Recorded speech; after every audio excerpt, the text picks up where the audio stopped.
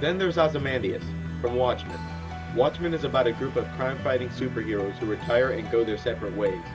All but two of these superheroes, Ozymandias and Dr. Manhattan, keep their identity secret.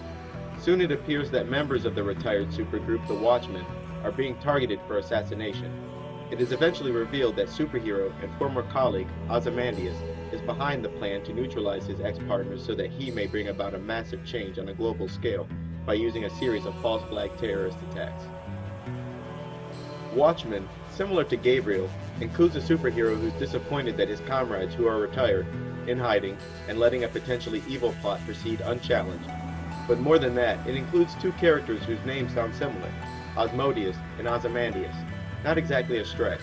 Still more, both are behind assassinations and rumored to be homosexual. Here's Adrian, aka Ozymandias, from Watchmen, hanging out with the village people. Even Adrian Veidt, possible homosexual. Here's Osmodius' play toy, who is obviously a man in drag, and in this scene definitely ties him to the Joker, and it was designed to. Just like the famous scene with Jack Nicholson looking into the mirror, Gabriel has this scene. And similar to Jack Nicholson's Joker, Osmodius cuts up his human pet and refers to it as art. It's fucking hideous. She's not finished yet. Why is she wearing a mask? Well, she's just a sketch, really. She's a living work of art.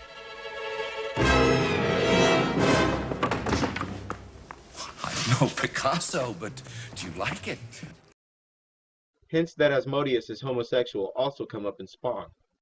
Get away from me, you fudge-packing midget! These five characters have quite a bit in common. 4 wear purple suits, 4 end up betraying the people he's working with, 3 are gay, 2 are concerned with gathering souls from Earth. Ozymandias from Watchmen has what appears to be a left eye on his belt, while Asmodeus from Gabriel gets his left eye gouged out, and all 5 run criminal organizations and are cold-hearted. My guess is, the true relationship between this character and the Joker is more accurately told in Spawn, where there's actually an agreement between the two. The Joker's most common role is to corrupt this main character by provoking him into making bad choices, rather than killing him. And even though Asmodeus recognizes Gabriel as an enemy angel, rather than fight him, he instead tries to corrupt him, and does so because he's under orders to do so.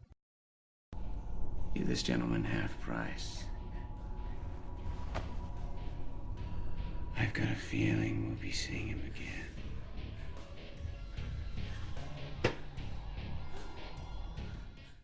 Watchmen and Gabriel also have another character in common, Moloch, complete with odd-shaped ears, bald heads, and both working for the bad guys. Moloch was an ancient Canaanite god who was mentioned in the Bible as a pagan god whose followers would sacrifice their children to by throwing them in fire.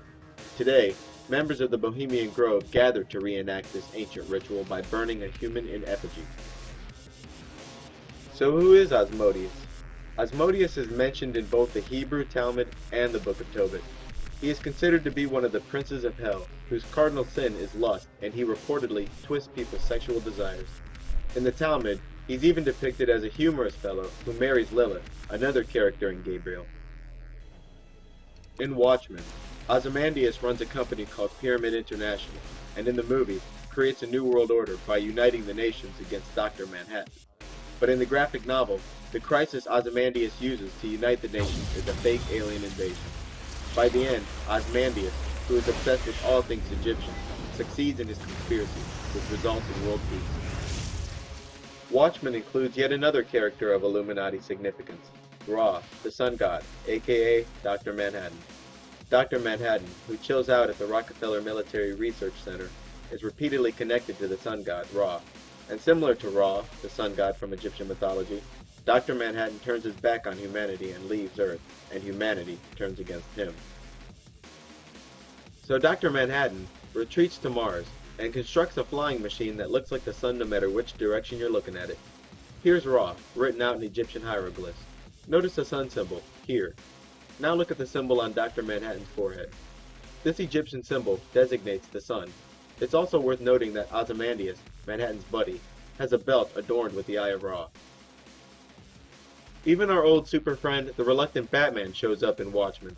More so than the graphic novel, the movie contains one of the biggest ripoffs of all time, The Night Owl 2, aka Batman, The Dark Knight.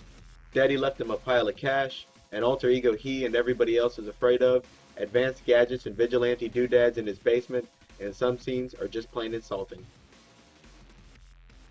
Watchmen are an obvious reference to the Watchers, spoke about in the Bible, Book of Enoch, and numerous other texts as being beings who were sent to guide and protect mankind, but eventually go bad.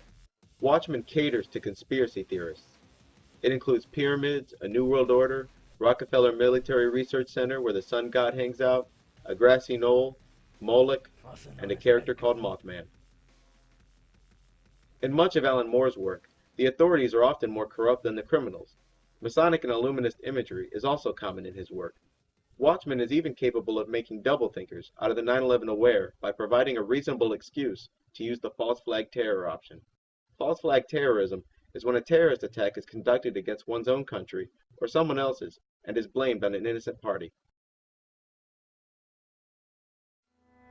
Adapted from the comic book, Hellboy is about a character named Hellboy, who's half human and half demon. He works for a group called the BPRD, which is the Bureau for Paranormal Research and Defense.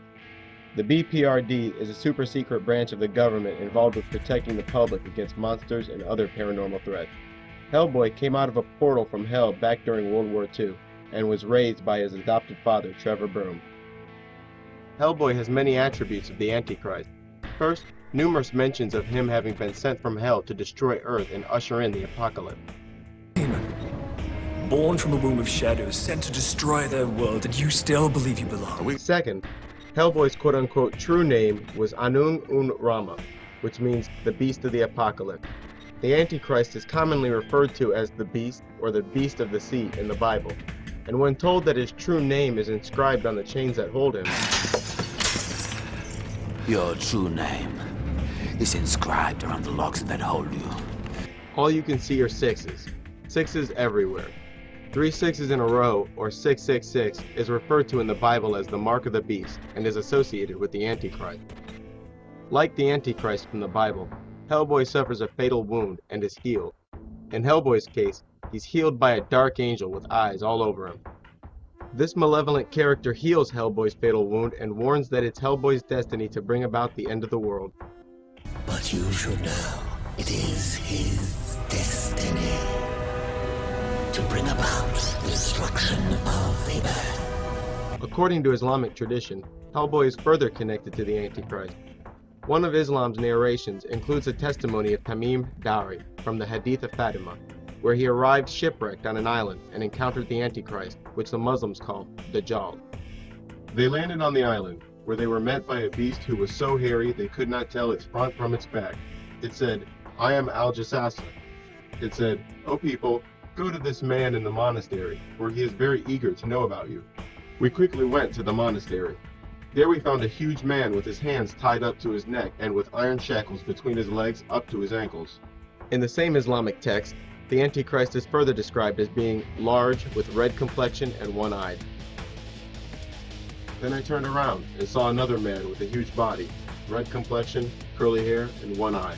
His other eye looked like a floating grape. And here we see Hellboy, extremely muscular, red complexion, dubbed the Beast of the Apocalypse, chained up in what appears to be a church or a cathedral. Hellboy also has roots in Egyptian mythology. The first Hellboy film sounds a bit like the story of Osiris, Anubis, and Set. According to Egyptian myth, Anubis is Set's son, but adopted by Osiris. Anubis is the god of the dead, usually depicted as a jackal-headed man. Set kills Osiris like Rasputin kills Trevor Broom, and tells Hellboy that he is his father. Child. All grown up, I see. That voice.